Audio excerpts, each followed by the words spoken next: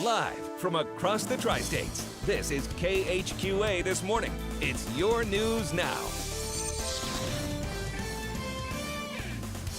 Across the river over in Hannibal, we're tracking Kristen Aguirre, who is out and about talking about gardening this morning. Yeah, she's over at the Common Ground Community Garden seeing what it takes. Bring thumbs on, Kristen.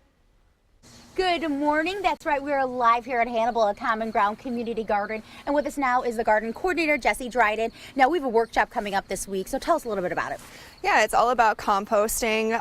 It's really trying to get people to understand that they can reduce the amount of waste that they throw into the dump sites and then actually start growing in that matter once it breaks down. So it's really teaching people how to do something on a very fundamental level and then reuse it. So do you guys use compost for the garden here? Yes, we definitely do. We just started this compost area, so none of it is ready yet.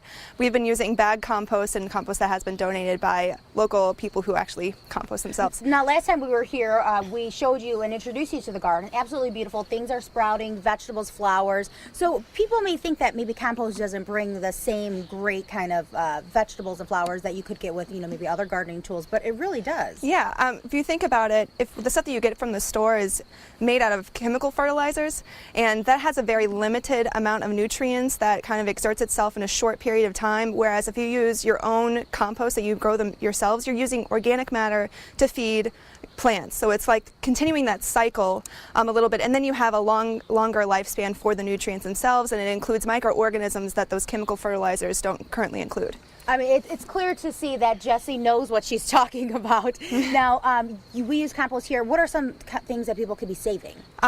Basic kitchen scraps, so anything like vegetable peels, fruit peels, eggshells, coffee grounds, stuff like that can definitely all be composted. So, I mean, it is about just really educating yourself on what you can, transform into that great, nutrient-rich topsoil. And we are going to give you some of that education this morning. Jessie's going to talk a little bit about the compost we have going on here and how you can do it at home. I am so excited about this. I've been wanting to compost for a while. Just here at KHQA in the kitchen with all the coffee beans that they make. We say they because we're soda people. Kristen? Good morning. I hope that nice day is heading our way because we are so cold here. We are live in Hannibal at the Common Ground Community Garden, and we're talking composting. So with me now is the garden coordinator, Jessie Dryden. So what is the first thing we need to know about composting? You need to understand that there are 3 different components really to put in compost. And what we have done here, because it is a teaching compost area, is we have separated them into 3 different bins, and we've color coordinated the compost areas too. So this is the green matter, and this is typically your wet materials like kitchen scraps, vegetable peels. You can also put coffee grounds in here, grass clippings, stuff like that. And then you have the brown matter here, which is the leaves, hay, straw, eggshells is considered brown matter. And then you also have manure, which is technically the green matter material, but it's something that it's so strong and it heats up your compost so much that you don't want to incorporate it with your greens. You want to kind of keep it separate and add it as needed. So would you recommend people to, if they want to do this in their garden or at home, to go ahead and make these 3 separate bins like themselves? I would just, they can do that. I would just say that most people have better success if they kind of just dump it all in the same spot and just try to keep a healthy balance of greens and browns. So I know this is kind of a weird question, but if we're doing this at home, manure, what can we use? You can always go to local farmers and see. It might require you going and shoveling some stuff yourself, but anything from like chicken manure, rabbit manure, horse manure, just really anything that you can get that's not pet.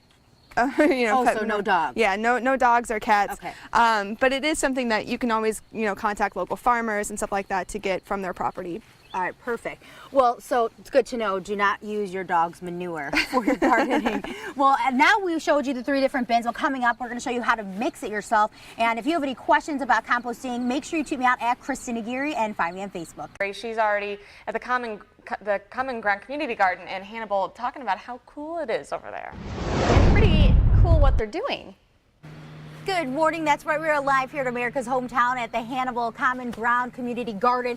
And with me now is Jessie Dryden, the garden coordinator. And we are talking composting this morning. So earlier we showed you how to break up your compost bins into 3 separate bins. We have greens, browns, and manure.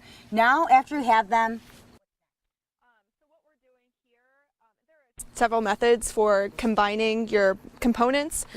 Some people say, 2 parts brown matter, 1 part greens, but what we're doing here is 3 parts brown and then 1 part greens, and what we'll do is just kind of layer it, like almost like a lasagna. So you have like browns and then greens, browns, greens, and then you make sure that you cover it, and you want it to be at least 160 degrees for the first couple of weeks. So you want to add some manure and you want to cover it a little bit so it gets nice and hot and starts breaking down. And I don't know if Mark can see that, but it's actually steaming here. You can see it steaming. Now, how long does everything have to be in those bins till you start mixing it? It's really just, you start with 1 pile and you work in all the components, and then you cover it and let it sit, and then you start moving on to the next pile once you get enough to start. That's why we had it separated, because we do want to encourage people to bring their kitchen scraps, here and really learn how to compost. So everything is clearly labeled and broken down into what you can, compost. And there's information behind here too on, what to do with your compost and then the common problems that arise. So we really want people to really educate themselves and come here and, if they have. Just give them a place to compost, really. Right, so you can really start composting right away by just adding things on top of each other and just letting it sit with something covered on it. Yes. All right, awesome. Well, we showed you a big way to start composting here because we have a huge garden to feed. But coming up next, we're going to show you how you can start small at home and start composting in your own garden. Kristen Aguirre just down the road and across the river trying to get her green thumb on this morning. She is at the Hannibal Common Ground Community Garden, Kristen. Good morning. I am turning my thumb green this morning at the Common Ground Community Garden in Hannibal, and we are showing you and talking about compost. So earlier we showed you how to make these really huge bins and how to make your very own compost, but now we're showing you how you can make it a little bit smaller and do it right at home. So with me now is Jessie Dryden, the Common Ground Community Coordinator, Garden Coordinator. So tell us a little bit about what we could do at home. So this is just a pile that somebody has collected for compost. I mean, you have banana peels, you have the coffee grounds and filter. Let's step a little bit closer so Mark can actually get in here. Yeah, and the eggshells here. And so what you can do is just collect this in a little container like this. It doesn't have to be anything fancy. And then you just designate an area of your yard if you have the space to it, and then start composting it. It's always good to have a balance. So these are typically all green with the exception of the eggshell, which is a brown matter. So you just need to mix it with some mulch or some straw, and then leaves in the fall are also really good to start your compost area. So it's really simple. Now KHQA Melissa asked us how do we cut it up, but we don't cut up this. We just layer everything. Right, you just layer it and then it naturally decomposes. So with the constant stirring and kind of the layering with the manure, how long does it typically take for this to be ready? It takes anywhere from 6 months to a year, depending on your compost pile size. Smaller compost takes about 6 months. So people can start doing this now and get it ready for next season. Right, exactly, and then they can start growing in it in the spring. Awesome. So if you have any questions on how you can make your own compost at home, tweet me out at Kristen Aguirre, with Jessie's right here with us. You can answer any of your questions. And for more information, you can always check out our website, connecttristates.com. I love it. My question has been answered. It has been answered. In the cooler temperatures just like she is right now. Good morning. We are live here at the Common Ground Community Garden in Hannibal. All morning we've been showing you ways to make your own compost, but still, if that's a little too green for you, there's different ways you can use compost. And with me now is Jessie Dryden, the garden coordinator. So if people don't want to make their own, what can they do? If they want to make their own? If they can't make their own. If they can't make their own, they can always come down here and use our facility too. I mean, we have instructions on how to do it, but we really want to encourage people to find the space to do it their own. You could also buy bins and try to do it yourself too inside your home if you have a space for it, but it's a little bit too messy. But we really do encourage, people just finding a place, and even if it is here, bringing their stuff here, that'd be great. And you can also buy your stuff at a store. Right, you definitely can. You run the risk of not knowing what is in it and not having control over what is in it. And then it is expensive. I mean, for a garden of this size, we probably spend around $200 in compost, like manure.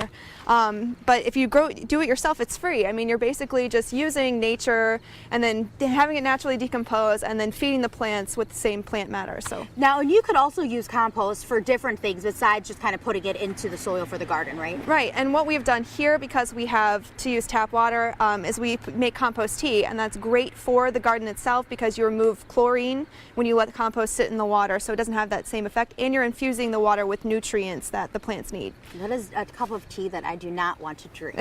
Right, exactly. Well, for more of these compost tips from Jesse, make sure you check out our website, connecttristates.com, and coming up next, we're going to tell you when you can come check out the composting workshop here at the garden. Gardening is how I keep moving, and to keep me happy, Kristen Aguirre, she's showing us how it's done over in Hannibal this morning. Talking about composting, Kristen. Morning, that's right. We are in America's hometown at the Common Ground Community Garden. And with me now is Jesse Dryden, who is the garden coordinator. So I'm already been telling everybody about compost. So let's go over it one more time. If they want to get started, what do they need to do? Start saving their kitchen scraps. So that's, vegetable peelings, fruit peelings, eggshells, I mean, coffee grounds, pretty much anything decompose you can save and reuse and compost. And then we're going to go ahead, and after we have all those things, we're going to start layering them into kind of the bins like we have over here of compost. Yeah, I mean, they're separated into brown and then the green matter, is the wetter materials, like the peelings and stuff like that. Browns is the hay, straw, stuff like that. And then you want to layer it, and you always want to make sure your green brown matter. So. Now, we have these huge bins here, but people can do this right at home, just having a little bin like this. Yeah, exactly. Typically they would move this out into an area where they can let it, kind of mix and decompose that way. But one thing that you do not want to add, and there are actually several, and we'll be going over this on the workshop on Saturday, is any kind of meat, dairy products. You don't want whole eggs, only the egg shells. And then you always want to make sure that you don't add your human or pet feces to it. So. Now, if people want to hear more from you, there is a workshop this weekend, like you mentioned. What time is it, and what can people do? It starts at 9 a.m. on Saturday, and then we're just going to go over basics on how to compost at home, and then we just want people to save their kitchen scraps and bring them, and we'll use them in our compost area. Also, if you have more questions for Jesse or need some more information on the workshop, make sure you check out our website. It's a good day to be out and about in the garden this morning.